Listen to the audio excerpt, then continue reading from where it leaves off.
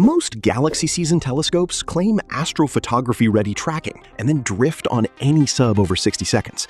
I analyzed 15 galaxy season telescopes, cross-referencing aperture, f-ratio, and real periodic error against actual user stacks. The detail that separates the good ones from the bad? Mount payload honesty versus what the spec sheet prints. Let's get into it. Starting off at number 5, we've got a smart telescope that flips the whole galaxy imaging equation on its head, the ZWO Seestar S30 Pro. My take? This is the easiest path to first light you'll find in this whole list. Power it on, open the app, pick a target, walk away.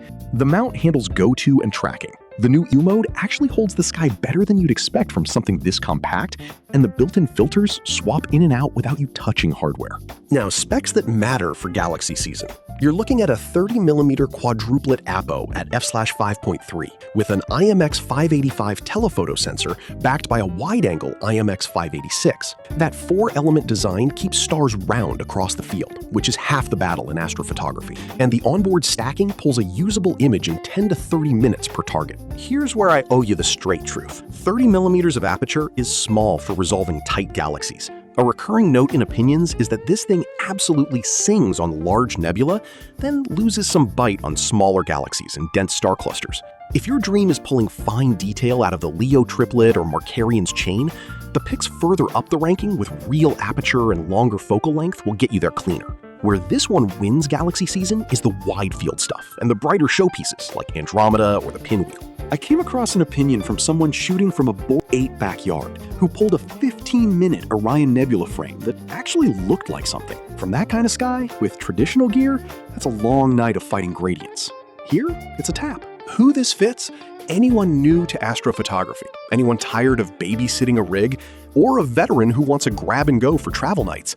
The app could use polish. That's the one fair gripe that keeps coming up, but nothing breaks the workflow. You'll find the link in the description. Moving to number 4, we've got the Celestron NexStar 130 SLT. And this one pulls the conversation back to traditional eyepiece astronomy. For me, this is the pick for someone who wants to actually see galaxy season with their own eye, not chase a sensor. 130mm of aperture in a Newtonian at f5 is a fast, light-hungry combo. Enough to pull Andromeda, the Whirlpool, Bodes, and a fair list of Messier galaxies out of suburban skies when conditions cooperate. The computerized go-to is the real draw here. 4,000 objects in the database, and Skyline lets you point at any 3 bright stars without naming them. The mount figures out where it is. For someone learning the sky, that's the difference between a frustrating night and a great one. Now the honest part. This is an Alt-Az mount. For long exposure galaxy astrophotography, that's a hard limit. Field rotation will smear your subs past 15 or 20 seconds, and there's no autoguider workaround at this tier. If deep sky imaging is your endgame, the picks higher up the list with equatorial tracking are built for that job. Where this scope earns its slot is visual observation and short exposure planetary work. A recurring note in opinions is that the stock tripod wobbles at higher magnifications. Easy fix. Hang weight off the accessory tray and you're back in business. There's also an isolated opinion about a defective unit on arrival, but the broader pattern is positive, and Celestron's US-based support handles those cases under their 2-year warranty. I came across a buyer who pulled M51 and M57 with a small planetary camera, doing short stacks from a light-polluted yard. That tells you the optics are honest. The ceiling is the mount, not the glass. Straight up.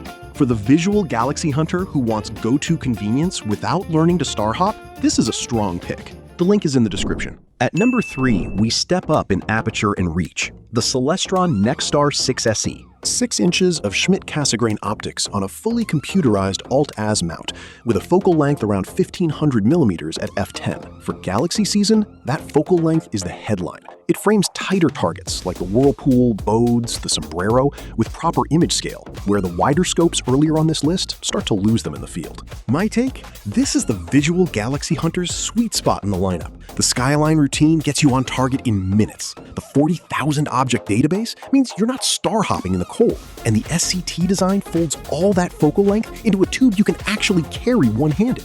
Now, the trade-off you need to hear. Alt-Az plus F10 is not a deep sky imaging rig. Field rotation kills anything past 10 or 15-second subs, and several owners point to the mount being the ceiling for astrophotography, even when the optics are honest. Planetary and lunar imaging through this thing is a different story. The focal length plays in your favor there. There's an owner who logged M51, M81, and M82 from light-polluted skies near a major airport and pulled clear detail on the cores. That tells me the glass earns its reputation when you put darker skies behind it. Two practical notes worth budgeting for.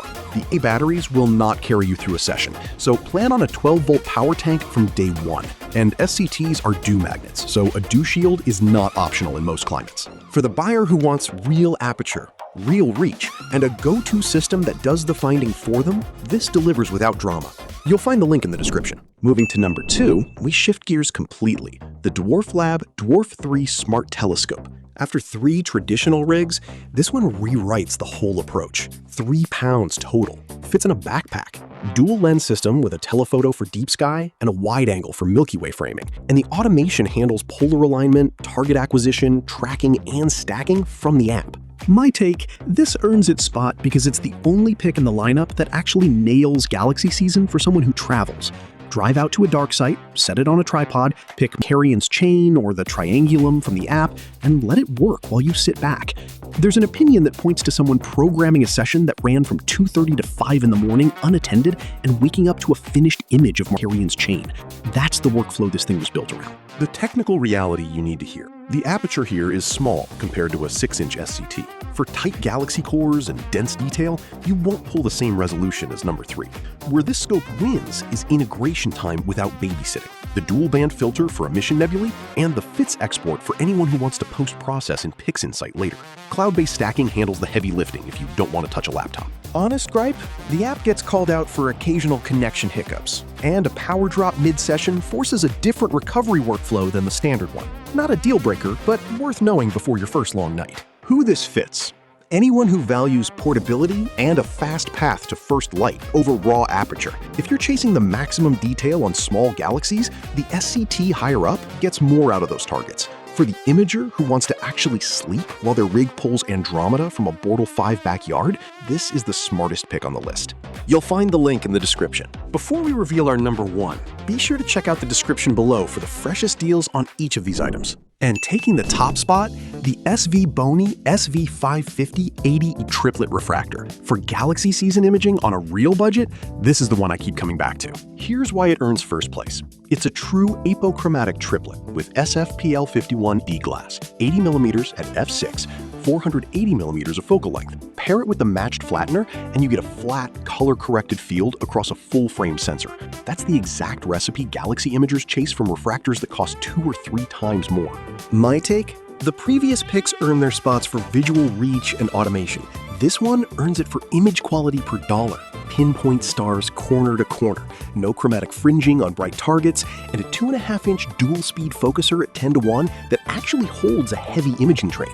That focuser is where most budget APOs cut corners, and SVBONY didn't. I came across an opinion from someone running it with a cooled mono camera who described the field as clean from edge to edge, with no aberration to speak of. When someone with that kind of rig signs off on the optics, the glass is honest.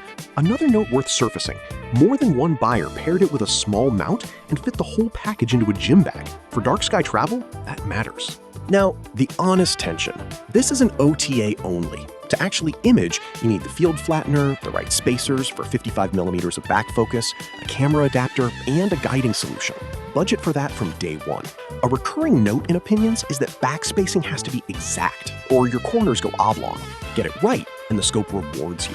Who this fits?